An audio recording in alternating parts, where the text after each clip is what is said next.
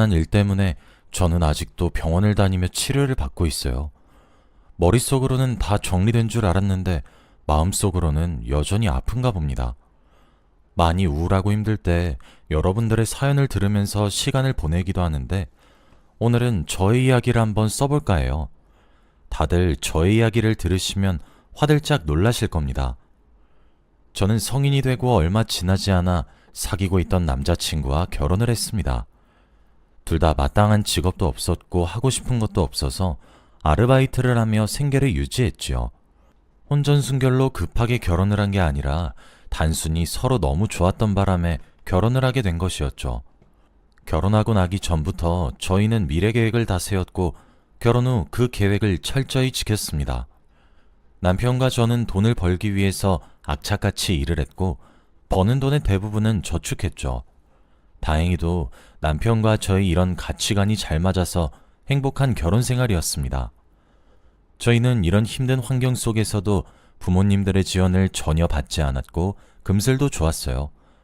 그러다 보니 저희에게 축복이 찾아왔습니다.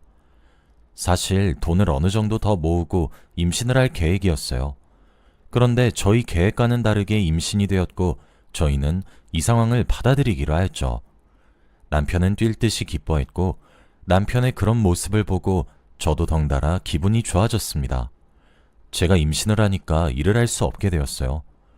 임신 초반부터 많이 움직이면 안 되고 몸을 조심해야 해서 하던 일을 다 중단하고 남편 혼자서 돈을 벌러 다녔습니다. 그러다 보니 확실히 돈이 부족하긴 하더라고요. 앞으로 아기가 태어나면 돈이 들어가는 곳이 한두 가지가 아닌데 벌써부터 힘들어지니 너무 막막했죠.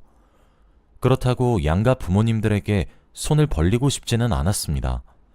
이런 힘든 상황 속에서 남편은 자신이 일을 하나 더 하겠다고 했고 새벽에 대리운전을 했어요.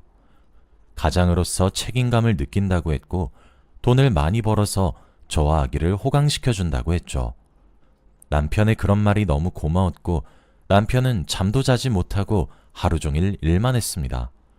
그런데 결국 이게 큰 사고를 불러일으키고 말았어요.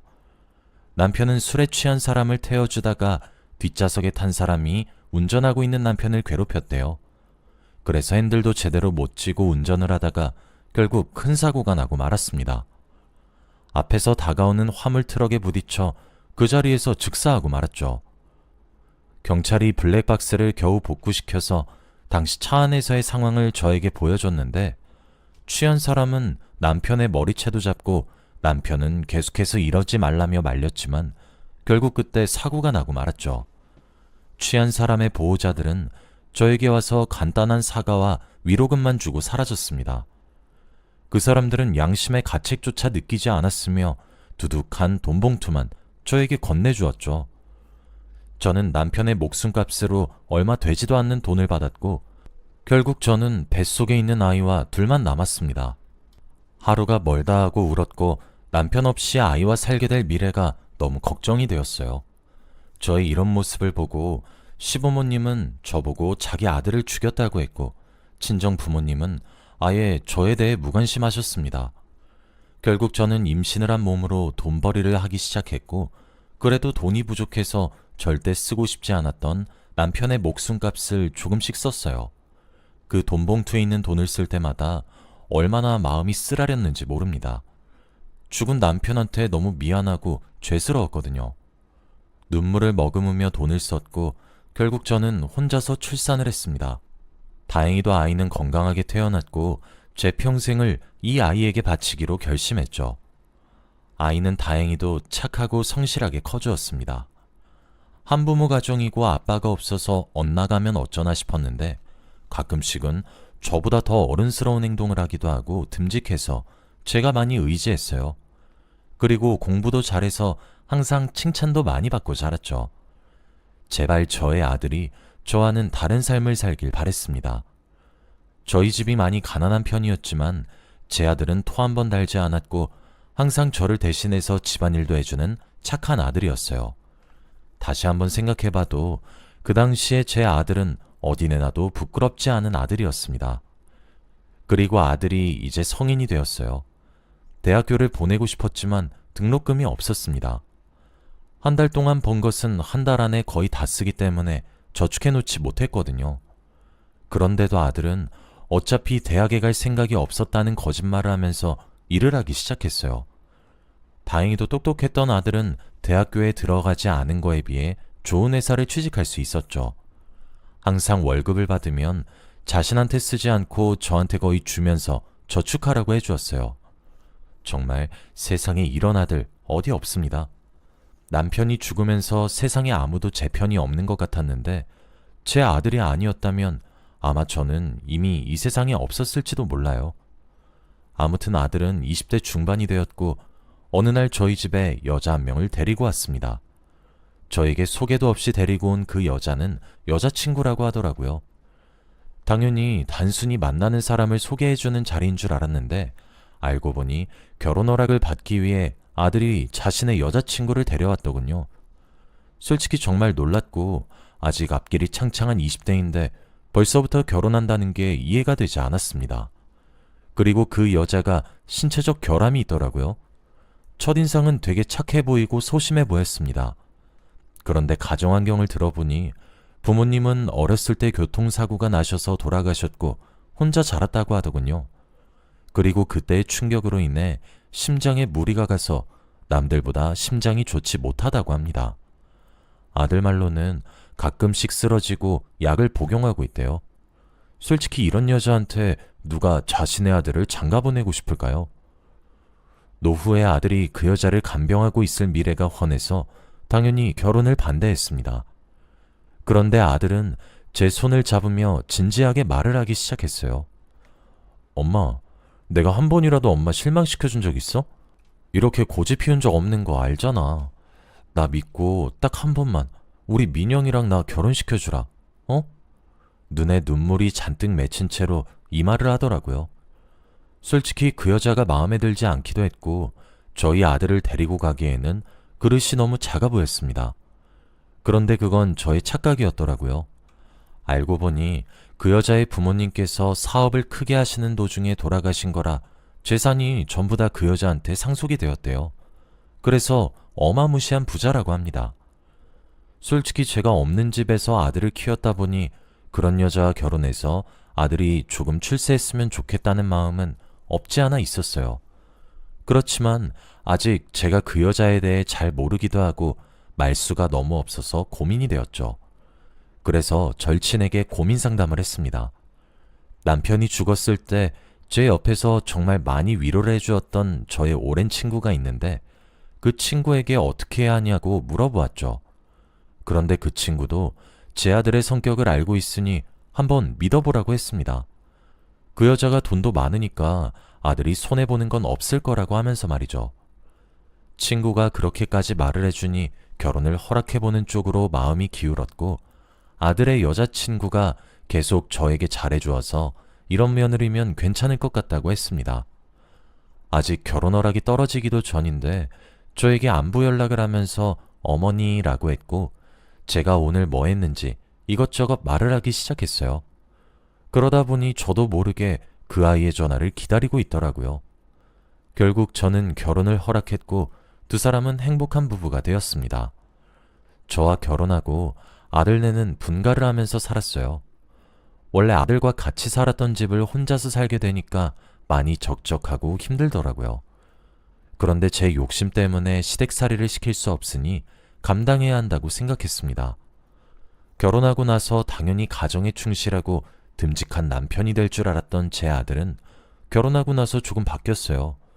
신혼집이 있는데도 굳이 저희 집으로 찾아와서 저와 말동무를 해주는 며느리가 너무 의아해서 왜 집에 안 가고 시댁으로 오는지 물어보았습니다. 그런데 제 아들이 요즘 따라 집에 안 들어온다고 하더라고요.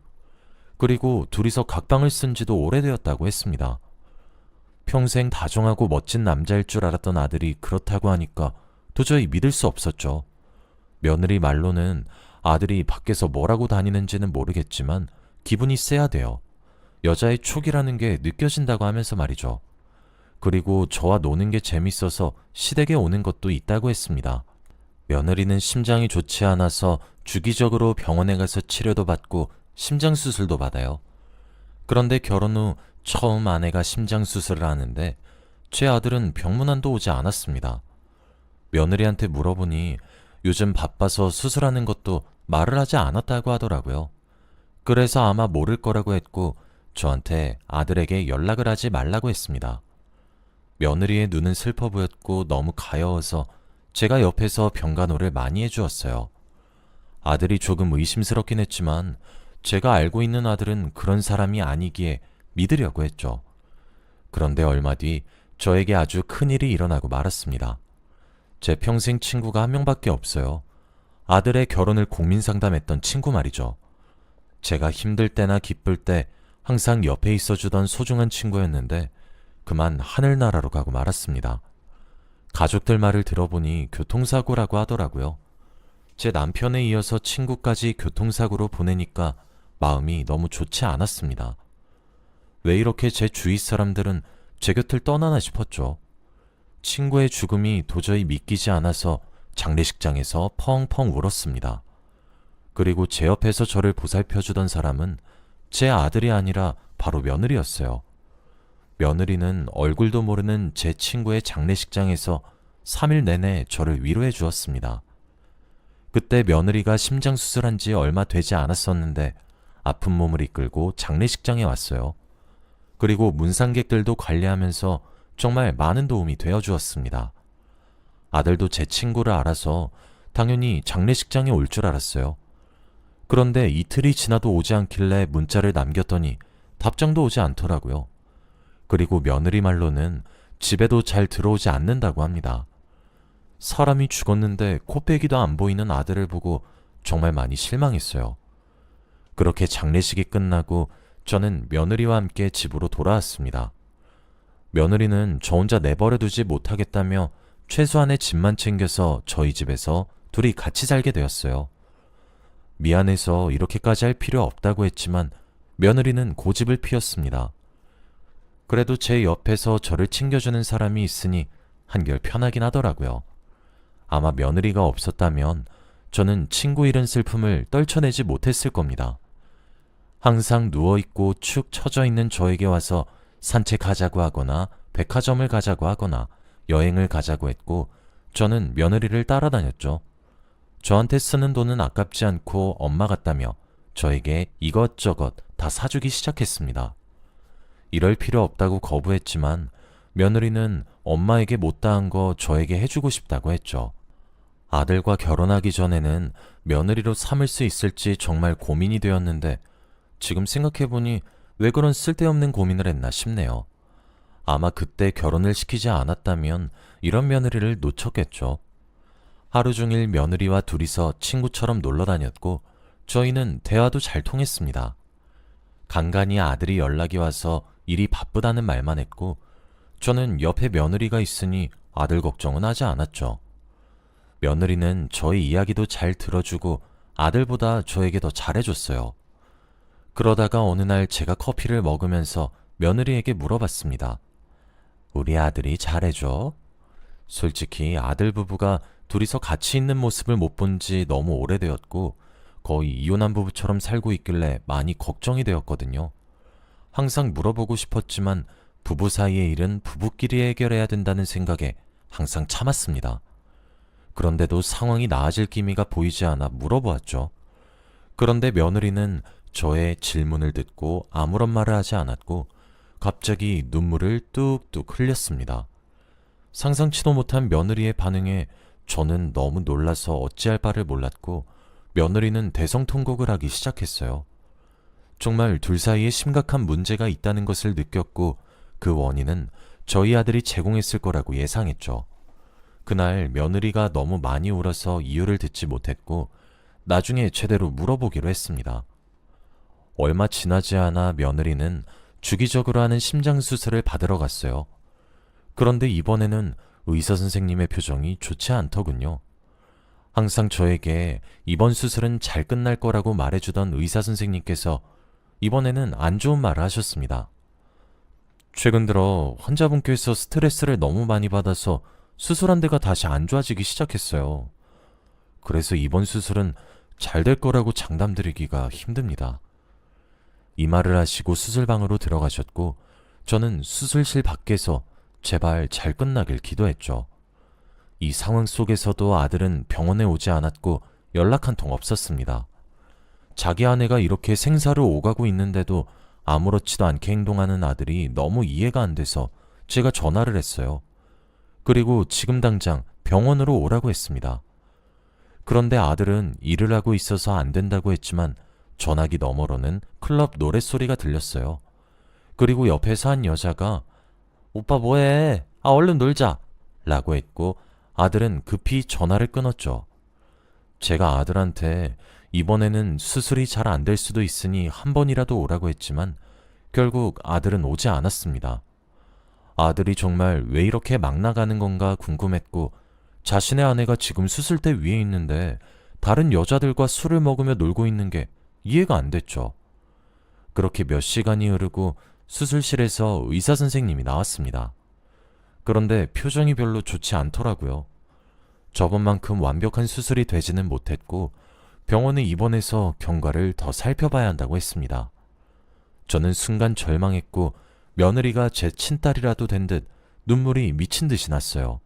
자기 남편한테도 버림받고 몸까지 좋지 않으니 얼마나 불행한 인생인가요? 며느리가 너무 마음에 쓰였고 불쌍해서 제가 병간호를 열심히 하려고 했습니다.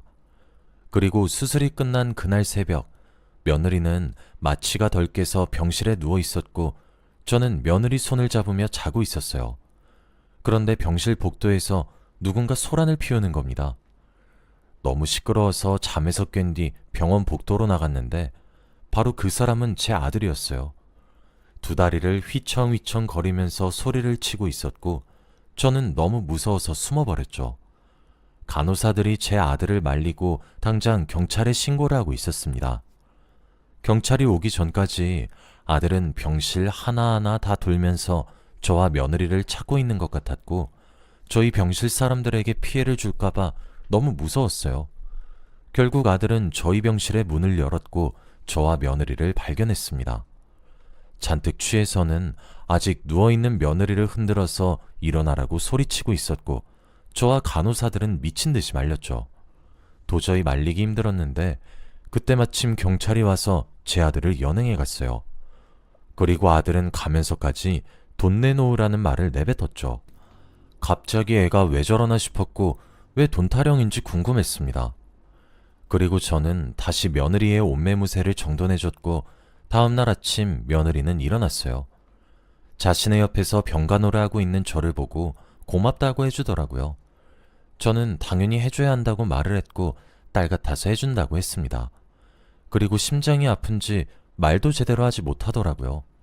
그러면서 저에게 자신의 가방을 열어보라고 했습니다. 가방을 열어보니 사진 뭉텅이들과 편지가 있더라고요. 그리고 그것들을 보고 저는 미친 듯이 놀랐습니다. 며느리가 저에게 쓴 편지와 아들의 외도 현장이 찍힌 사진이었거든요. 그런데 며느리는 편지에다가 자신 대신 제가 소송을 해달라고 부탁을 했습니다. 변호사를 선임해서 제 아들을 소송하고 싶다고 했죠. 그런데 몸이 점점 안 좋아지고 수술을 하게 되면 말도 제대로 못할 테니 자신의 대리인이 되어달라고 했습니다.